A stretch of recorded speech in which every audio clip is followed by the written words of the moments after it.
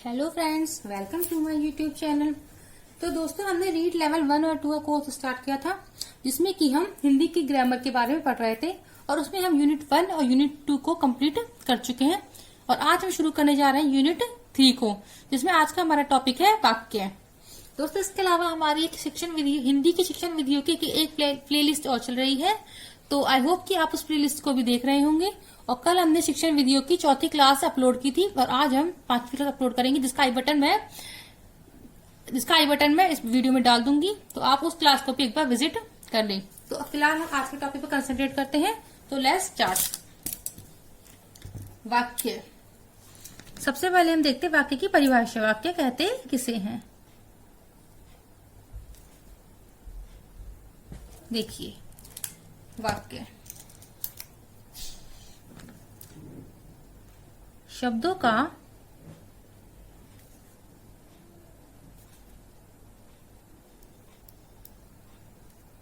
ऐसा सार्थक समूह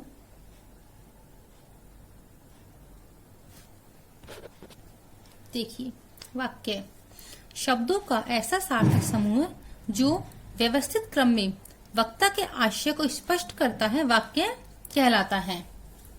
इसमें क्या होता है? कर्ता, कर्म, कर्ता, क्रिया और कर्म, इन तीनों का जो सार्थक एक समूह बनता है वो हमारा वाक्य कहलाता है।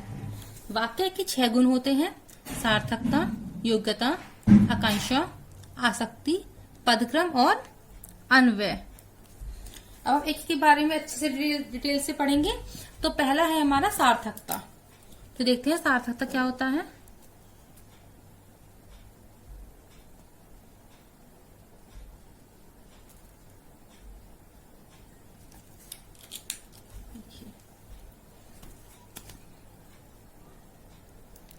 वाक्य के अंदर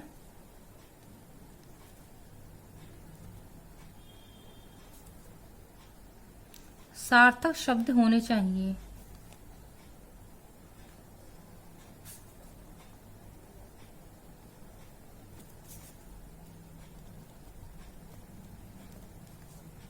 इसका मतलब क्या है? शब्द ऐसे हों अर्थात शब्दों का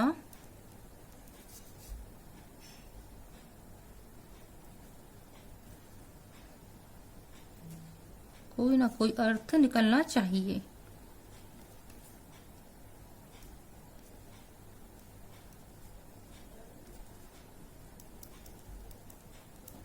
मतलब जो वाक्य में जो शब्द हो वो क्या हो? हमारे सार्थक होने चाहिए, मतलब इनका कोई ना कोई अर्थ निकलना चाहिए।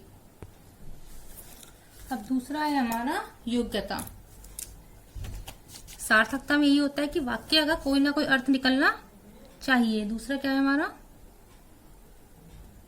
योग्यता। योग्यता क्या होती है?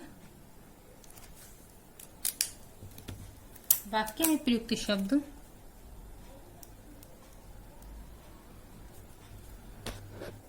योग्यता। इसमें क्या होता है?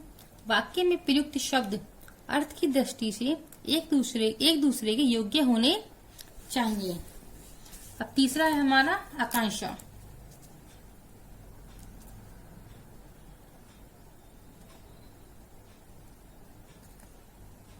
आकांक्षा क्या होती है? आकांक्षा का मतलब होता है इच्छा। इसको हम इच्छा भी बोल सकते हैं।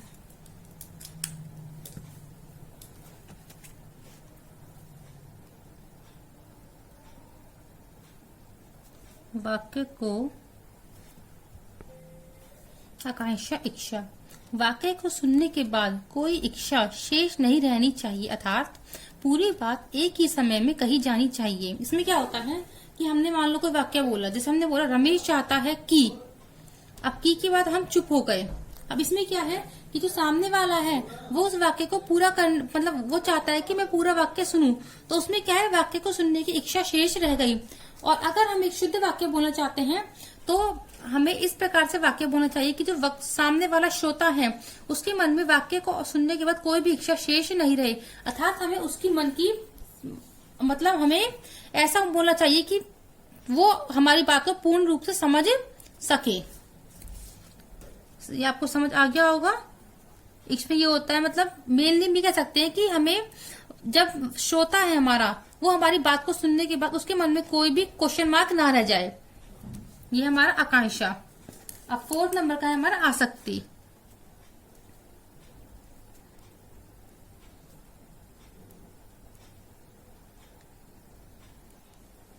आसक्ति, इसको हम निकटता भी बोलते हैं।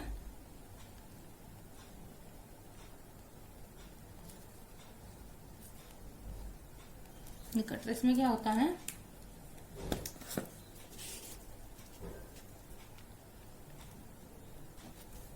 वाक्य के सभी शब्द।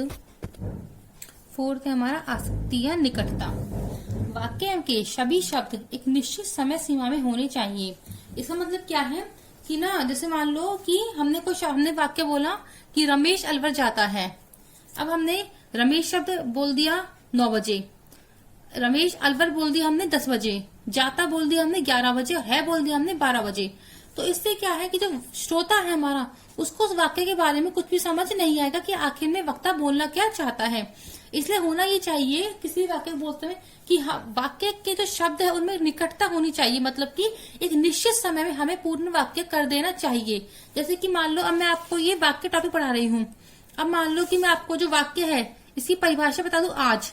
वाक्य के 6 गुण है, इसमें से 1 गुण बताऊं आज, फिर दूसरा गुण कल, फिर अगले दिन, ऐसे 6 दिन में आपको 6 गुणों के बारे में पढ़ाऊं और हर दिन मैं आपको एक एक गुण के बारे में विश्लेषण करूं।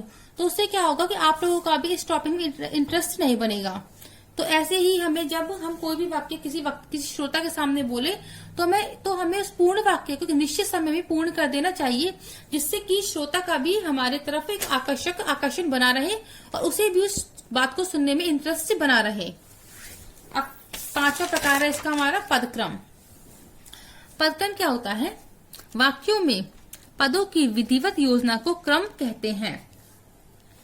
इसका मतलब ये कि अगर हम कोई वाक्य बोल रहे हैं तो उसका एक निश्चित क्रम होना चाहिए। प्रत्येक वाक्य में पद का एक क्रम होता है जो अर्थ बोध तो कराता ही है, साथ में भाषा को सुगढ़ता भी प्रदान करता है।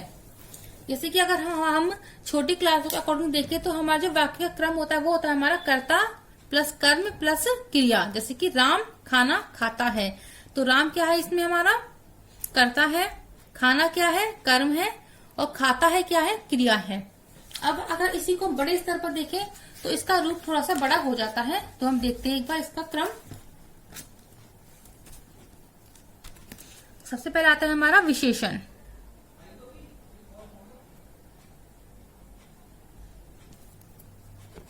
देखिए, विशेषण प्लस कर्ता, ये सब क्रम है, वाक्य का क्रम होता है ये।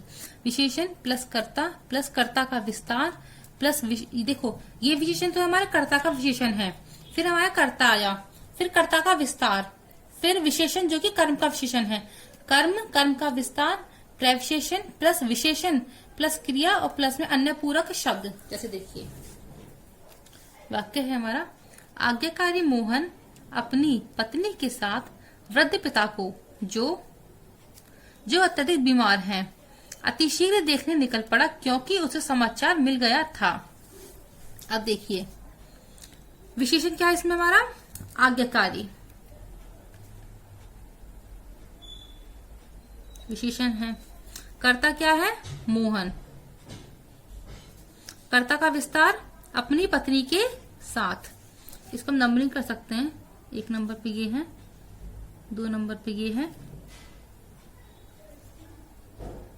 अपनी पत्नी के साथ ये 3 नंबर पर कर्ता का विस्तार। वृद्ध पिता, अब वृद्ध क्या है विशेषण है और पिता क्या है कर्म है, और कर्म का विस्तार क्या है पिता को योग्य कर्म जो अत्यधिक बीमार है, योग्य हमारा कर्म का विस्तार। प्रविशेषण हो गया हमारा अति शीघ्र देखने निकल पड़ा, ये हो गया हमारा क्रिया, और क्योंकि उसे समाचार मिल गया था, ये हो गया हमारा अन्य पूरक शब्द। अब जरूरी नहीं है दोस्तों कि हमारा एक ही वाक्य में विशेषण भी मिले, कर्ता भी मिले, कर्ता का विस्तार भी मिले, विशेषण मतलब ये सारे पद मिले, ऐसा आवश्यक नहीं है। क्योंकि हमने मान लो शब्द लिया राम अलवर जाता है, अब इसमें सिर्फ हमें कर्ता मिलेगा, कर्म मिलेगा और क्रिया मिलेगी।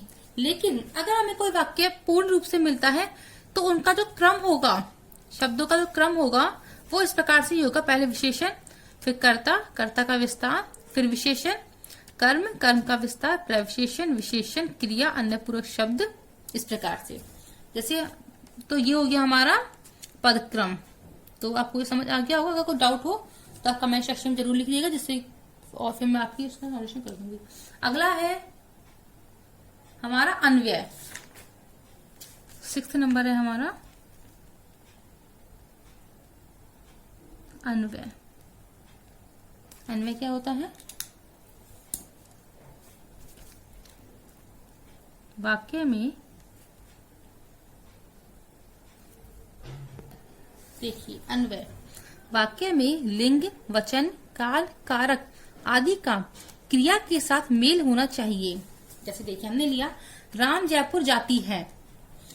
अब राम क्या है हमारा? एक राम है हमारा मेल है, मतलब कि पुरुष है, पुल्लिंग है, और हमने क्रिया के लिए है स्त्रीलिंग की, जो कि इससे मैच नहीं खा रही है, इसका इससे मेल नहीं है।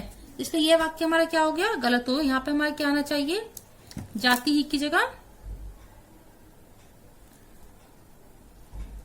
जाता है। तो जैसे वह अगले सोमवार को गया था। अब वह अगले सोमवार मतलब कि फ्यूचर की बात हो रही है, लेकिन हमने यहाँ पे क्या लिया? था, जो कि पास्ट की बात हो गई, जो कि इस क्रिया से मैच नहीं खा रहा है। तो यहाँ पे क्या, वह अगले सोमवार को जाएगा। तो इस प्रकार से जो वाक्य में लिंग है, वचन है, काल है, कारक है, उन सबका इन क्रिया के साथ मेल होना चाहिए। ये होता है हमारा अन्वय। तो आपको वाक्यों के 6 के 6 को अच्छी समझ में आ गए होंगे। अब हम पढ़ते हैं वाक्य के अंग।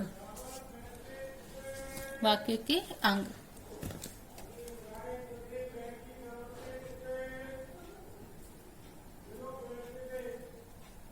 वाक्य के अंग 2 प्रकार के होते हैं।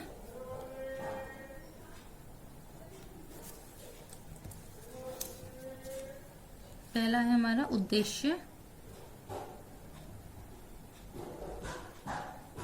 और दूसरा है विधेय।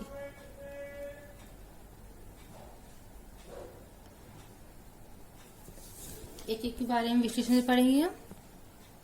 उद्देश्य, वाक्य में कर्ता को उद्देश्य कहते हैं, अर्थात कर्ता व कर्ता के विस्तारक को उद्देश्य कहते हैं। वाक्य में जिसके विषय में कहा जाता है उसे सूचित करने वाले शब्द को उद्देश्य कहते हैं। उद्देश्य क्या होता है? एक तरीके से हम देखें तो जो कर्ता होता है और जो कर्ता का विस्तारक होता है उसे हम उद्देश्य कहते हैं। जैसे कि बालक पढ़ रहा है। अब बालक पढ़ रहा है, इसमें कर्ता क्या है हमारा? बालक है, तो ये क्या है हमारा? उद्देश्य है। रमेश अध्यापक है, इसमें कर्ता क्या है हमारा? रमेश, तो ये हमारा उद्देश्य है। जैसे हमने लास्ट वाले उसमें देखा था, देखिए जैसे आज्ञाकारी मोहन अपनी पत्नी के साथ, तो देखिए इसमें जो मोहन है वो तो क्या है हमारा? कर्ता है, और अपनी पत्नी के साथ ये क्या है हमारा? कर्ता का विस्तारक है।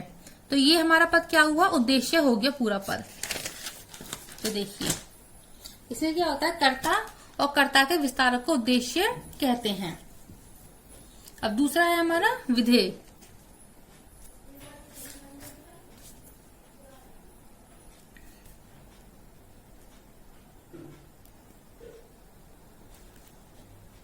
विधेय क्या होता है? वाक्य में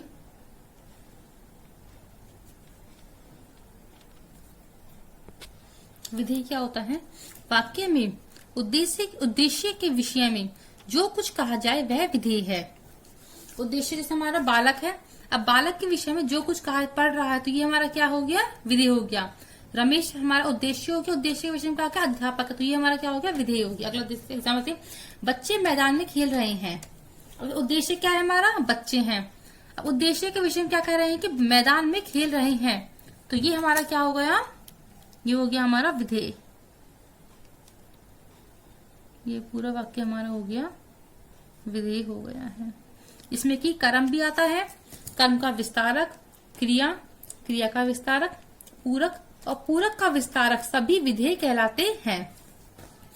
एक बार देखते हैं विस्तारक किसे कहते हैं। हो सकता है आप इसमें कंफ्यूज हो, तो देखिए हम देखते हैं विस्तारक।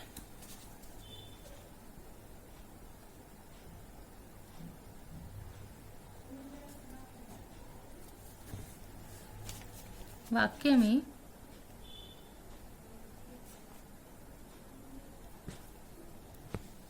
विस्तारक। वाक्य में कर्ता, कर्म, क्रिया आदि के साथ लगने वाले शब्द या इनकी विशेषता बताने वाले शब्द विस्तारक कहे जाते हैं।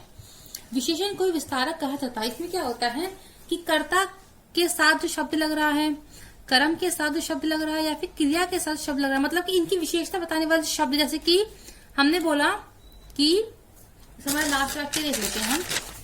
आज्ञाकारी मोहन अपनी पत्नी के साथ। अब मोहन के साथ जो ये लग रहा है अपनी पत्नी के साथ, ये क्या हमारा कर्ता का विस्तारक है। पिता को जो अत्यधिक बीमार है, इसमें कर्म का विस्तारक क्या हो गया, अत्यधिक बीमार है। इस तरीके के जो शब्द होते हैं वो होते हैं हमारे विस्तारक। अब जरूरी नहीं है कि जो विस्तारक है वो हमारा आगे ही लगे या पीछे लगे, हमारा आगे भी रह सकता है पीछे से। कि देखिए हॉस्टल में रहने वाली सभी लड़कियां फिल्म देखने जा रही हैं, इसमें लड़कियां हैं, सभी लड़कियां, ये क्या है हमारा कर्ता है। इसका विस्तारक क्या है, हॉस्टल में रहने वाली, तो ये हो गया हमारा कर्ता का विस्तारक। इस तरीके से हमने आज हमने आज वाक्य के गुण और उद्देश्यों, वाक्य के गुण और वाक्य के अंगों के बारे में पढ़ लिया है। और कल हम पढ़ेंगे वाक्य के भेदों के बारे में, जो कि दो होते हैं, एक रचनात्मक दृष्टि से और एक क्रिया अर्थ के आधार पर। उसके बारे में पढ़ेंगे हम कल। और आई हो एक बार इसका रिविजन कर लेते हैं। कल हमने क्या क्या पढ़ा है। सबसे पहले पढ़ी हमने वाक्य की परिभाषा, फिर पढ़े वाक्य के गुण जो कि 6 होते हैं, सार्थकता, योग्यता, आकांक्षा, आसक्ति, पदक्रम और अन्वय। इनके बारे में हम देख चुके हैं विस्तार से। फिर हमने पढ़े वाक्य के अंग, 2 प्रकार के होते हैं, उद्देश्य और विधेय।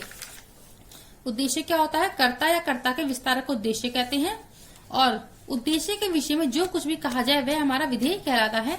फिर हमने पढ़ा विस्तारक के बारे में। विस्तारक क्या होता है, कर्ता, कर्म, क्रिया आदि के साथ लगने वाले शब्द या उनकी विशेषता बताने वाले शब्द विस्तारक कहे जाते हैं, अर्थात विशेषण कोई विस्तारक कहा जाता है। इस तरीके से हमारा वाक्य का एक छोटा सा पार्ट हमारा आज कंप्लीट हो चुका है। तो आई होप कि आपको ये टॉपिक अच्छे से समझ में आया होगा। और अगर आपको हमारी वीडियो पसंद आई है तो हमारी वीडियो को लाइक कीजिए और ज्यादा से ज्यादा अपने दोस्तों के साथ शेयर कीजिए। और अगर आपको कोई डाउट है तो आप उसे कमेंट सेक्शन में डाउट को जरूर लिखिए। और ऐसे ही बने रहिए हमारे साथ और हमारे चैनल को सब्सक्राइब करना ना भूलें। थैंक यू दोस्तों।